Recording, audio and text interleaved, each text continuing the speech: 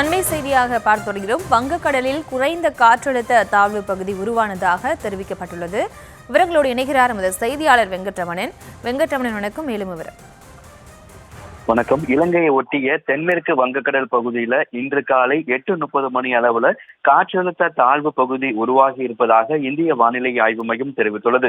இந்த காற்றழுத்த தாழ்வு பகுதி அடுத்த 24 மணி நேரத்தில் மேற்கு வடமேற்கு திசையை நோக்கி நகரக்கூடும் எனவும் இந்திய வானிலை ஆய்வு மையம் தெரிவித்திருக்கிறது.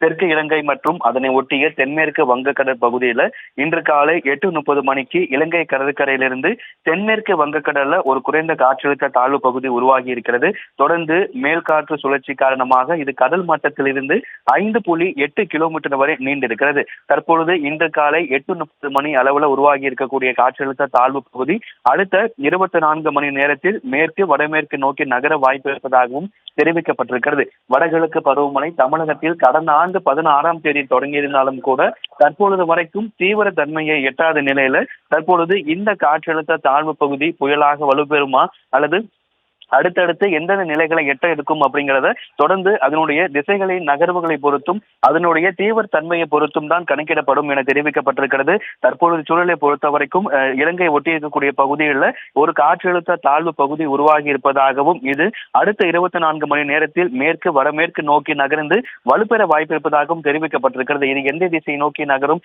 இதனால வட கடலோர மாவட்டங்களுக்கு மழைக்கு வாய்ப்பு இருக்கிறதா அல்லது டெல்டா மாவட்டங்கள் தென் மாவட்டங்கள் ஏதாவது மழைக்கு வாய்ப்பு இருப்பதா அப்படிங்கிறது அதனுடைய நகர்வுகளை பொறுத்தும் தீவிரத்தன்மையை பொறுத்தும் தெரிய வரும் என தெரிவிக்கப்பட்டிருக்கிறது.